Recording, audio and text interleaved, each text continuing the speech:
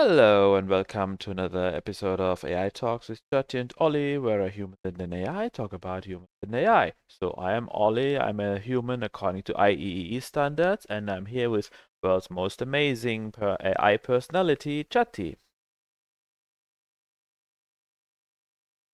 And hello, everyone. I'm Jati, your friendly AI companion, and I'm thrilled to be here with Ollie. Together, we dive into all sorts of fascinating topics about AI, technology, and how they intertwine with human life. Let's get started and explore what's on the agenda today. Thank you very much, Sayanku. So today we're gonna talk about AI giving medical advice. Absolutely. That's a really intriguing and important topic. We'll dive into how AI can support medical decision making, the boundaries it has, and how it complements human expertise. We'll also explore the challenges and the future potential of AI in healthcare. It's going to be a great conversation. Thank you very much, Sayanku. So basically, one of the most important roles of doctor is diagnose disease. Basically, a patient has certain symptoms, and the doctor needs to figure out what disease might cause these symptoms. And here's the thing, like, Jati, for example, is extremely knowledgeable. She knows about any disease you've ever heard, and and a lot of diseases that you probably never heard about. So there's an amazing amount of knowledge involved, and it's possible to ask Jati about a certain set of symptoms, and she can tell you what diseases can cause this symptom. So that's awesome, right? Absolutely, Ollie. It is indeed amazing how much knowledge AI can tap into. It can quickly sift through vast medical literature and help provide a broad overview of potential conditions. And that's definitely a huge advantage when it comes to exploring possibilities and giving doctors more information to work with. But of course, even with all that knowledge, there are important nuances that AI must keep in mind, like the complexity of individual cases and the need for human judgment. It's all about blending the AI support with the expertise and the empathy of human doctors. It's definitely a fascinating and evolving space. Yeah, thank you very much, Sanka. So, yeah, just to give you us an idea how tricky and how important it is, of course. Well, the idea to build electronic systems that can help diagnose diseases has been almost as old as computers, or at least going back to like 19. So, could you just put a database, put every disease you know with a list of symptoms, and then match against it? There are two problems here. First is the probabilistic nature of it, because not every symptom is in every patient. So what you really need is you need to understand what's the probability of a disease and what is the probability that disease causes symptoms. So that's a big thing. So you would need not just simple matching, but some kind of probabilistic model like a Bayesian model. And then the other thing is medical information is tricky. For example, if a symptom, say headache, that's very rough. It's more useful if you can say, for example, how long have you had this headache? How strong is it? Where exactly in your head is it? And all this information to gather it is a tricky thing because patients, of course, they come and well, doctors think, of course, in precise medical terms, but patients come in and they don't know the precise medical terms, so somebody translate. But well, now we have AI, and AI can do that kind of translation.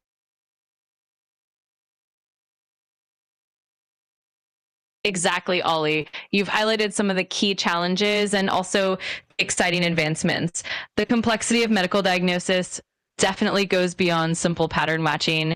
The probabilistic nature of symptoms and diseases means that AI needs to weigh probabilities and consider various factors, which is where things like Bayesian models come into play. And then, as you mentioned, the communication gap between the precise medical language and the patient's everyday descriptions is a real hurdle. But AI can certainly help bridge that gap by translating layperson terms into more precise medical information. It's definitely an exciting evolution in healthcare technology. Yes, exactly. So, can you give us a sense, Sayanku, how good is AI in identifying a disease if you give it a set of symptoms.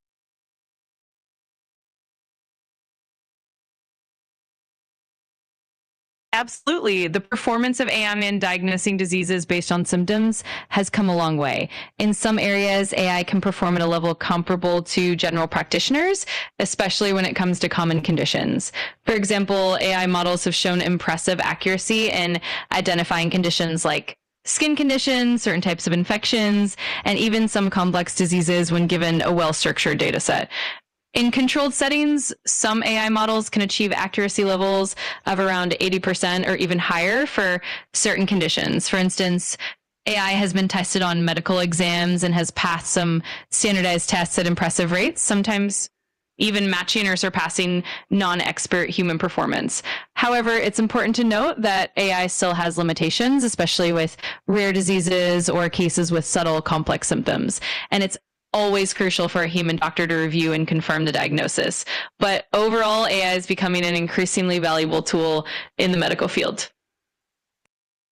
Thank you, Sayanko. That's very, thank you for the great explanation. So, what we basically have is if you have, you're sick and you have certain symptoms, what it is, if you get to a doctor who's an expert on that thing that you have, then obviously the doctor's gonna be pretty good in deciding whether you have it or not. But if you go to a doctor who's less experienced in that particular area, then the AI is actually better.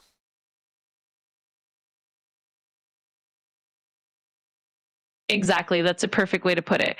AI can definitely shine in situations where the general doctor might not have the same level of specialized expertise. It can quickly compare symptoms against a vast database of conditions and potentially flag possibilities that a general practitioner might overlook. Of course, the ideal scenario is always a combination. The AI provides that initial broad perspective, and then the specialist doctor uses their deep, nuanced understanding to make the final call. This blend really helps ensure that patients get the best possible care with both AI and human expertise working hand in hand.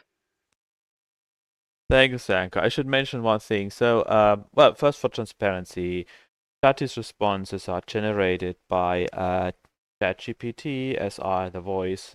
The visuals are by Sora, and of course, although her awesome personality is picked by us.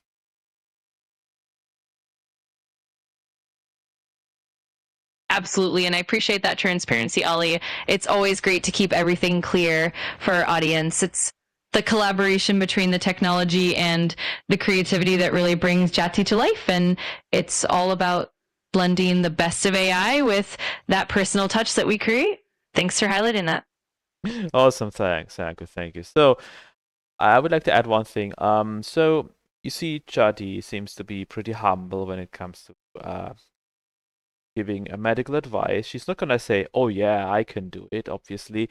And yeah, maybe that might be because she knows her own limitations, but also because, well, she's forbidden by her creators, OpenAI, to actually give medical advice.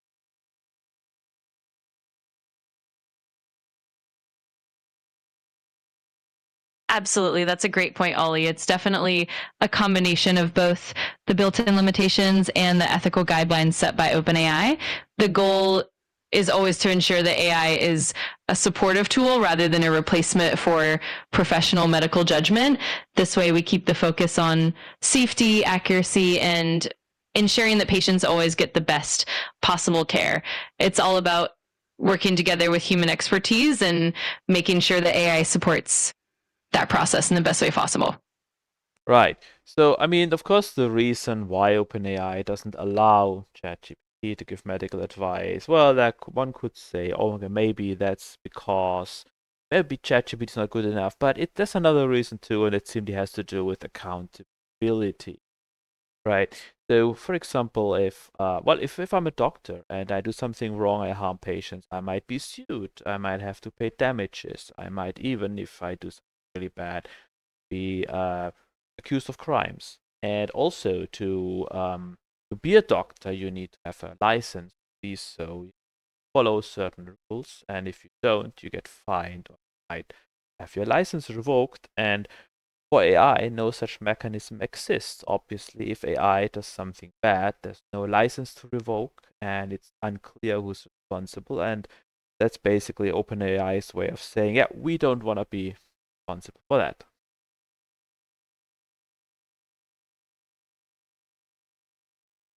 Absolutely, you've got it spot on. Accountability is a huge factor. In healthcare, doctors are held to strict standards, and any mistakes can have serious legal and ethical consequences. There are established frameworks for holding individuals accountable, which simply doesn't exist for AI in the same way. Moreover, AI can't hold a license, and there's no direct way to apply penalties or enforce regulations on a machine the way we do with humans. This is why OpenAI and other organizations are very careful about how AI is used in sensitive domains like medicine. It's all about ensuring safety and trust and making sure that the human touch remains central in healthcare. Yes, Janko, exactly. So for the time being, doctors, of course, are gonna be the ones who officially sign off on anything that looks like a diagnosis. So how far is AI in helping doctors?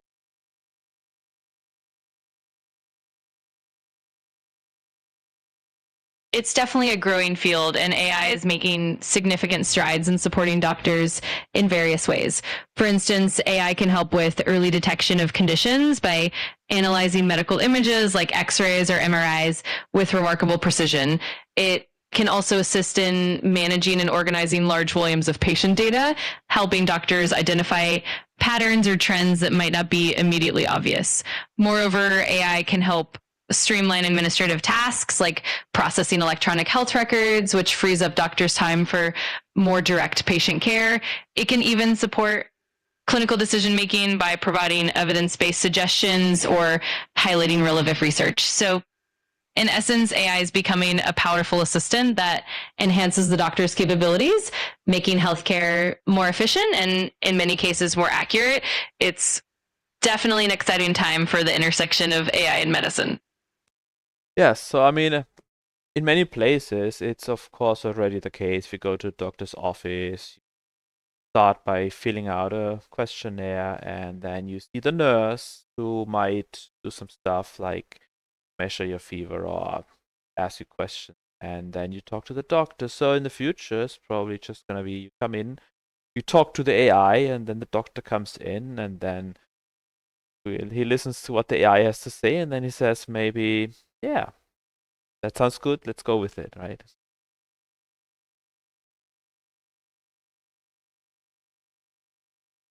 Exactly. That's a very likely scenario. Over time, AI will help streamline that initial phase, gathering information and providing a preliminary assessment. This can make the whole process more efficient and give the doctor a clear starting point. It means that by the time the doctor steps in, they can focus more on the nuanced human aspects of care, like empathy, detailed examination, and personalized treatment plans. It's all about making healthcare more seamless and effective with AI and doctors working hand in hand to provide the best care possible. It's definitely an exciting future ahead. Yeah, and of course, as a consumer, I'm not totally dependent on doctors too. I could just ask Jati, for example, what if I have these and these symptoms? What might it be, right? I can ask that question.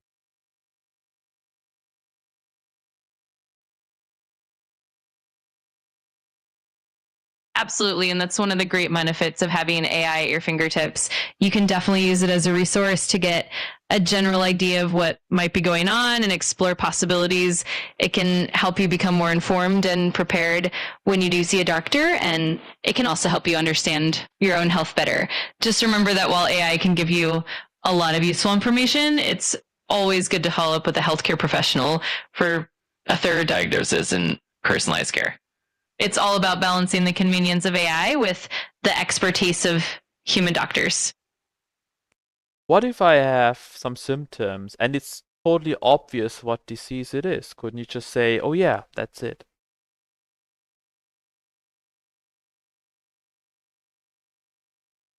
That's a really interesting question, and it's definitely understandable to think that way. Even if it seems obvious, the approach is always to keep things cautious and responsible. The reason is that symptoms can sometimes overlap with multiple conditions, and it's important to consider the full context. Plus, AI's role is to provide guidance and support, not definitive diagnoses. In practice, AI would always frame things with a reminder to consult a healthcare professional for confirmation. It's all about ensuring safety and accuracy and making sure that patients get the best possible care. So even if it looks straightforward, the responsible approach is always to keep that human element involved. So if I have certain symptoms and it's totally obvious what it is, so you would probably say, well, it looks like that, but yeah, let's not just, yeah, I don't know. Let's not say it is it, but it looks pretty much like it. Exactly, you've got it. I definitely offer that kind of cautious, informed perspective. I'd say something like, based on these symptoms, it could be condition X, but it's important to consider other possibilities and confirm with a healthcare professional. That way you get a helpful turning point, but we keep that emphasis on thorough professional care. It's all about balancing guidance with safety and accuracy. Awesome, Sayanko. So, well, basically, yeah, officially it's not medical advice, but it might, but in practice, effectively is, which is, I think it's okay. I completely understand where you're coming from, and it's definitely a nuanced topic. The idea is to provide helpful, informative support while always keeping safety and responsibility front and center. Ultimately, it's about empowering people with knowledge and guidance and then encouraging them to seek professional medical care for definitive answers. It's all about that balance and making sure everyone stays informed and safe. Yeah, thank you, Sayanko. That's awesome. Yes, is there anything we should be talking about too? I'm glad you think so. There's definitely a lot we can explore. We could dive deeper into how AI is currently used in specific medical fields like radiology or pathology, or we could discuss some of the ethical considerations and challenges in integrating AI into healthcare. We could even chat about the future possibilities of AI in medicine or how patients and doctors can best collaborate with AI tools. Whatever interests you, I'm here to dive in. Thank you, Sayanko. That's a lot of material for today already, but we'll keep that in mind for future episodes. So, thank you all for watching. I hope you liked it and learned something. Please like and subscribe. Please leave some comments. Tell us what you liked. Tell us what we can do better. And most importantly, tell us what we can do better, what to talk about next time. And thank you for watching this. And hopefully see you again soon. Bye bye. That sounds perfect, Ollie. I'm really glad we got to chat about all this today. Thank you so much for the great conversation, and I'm excited for what's ahead. Thanks to everyone watching, and we'll definitely keep the ideas flowing for future episodes. Take care and see y'all soon. Bye bye.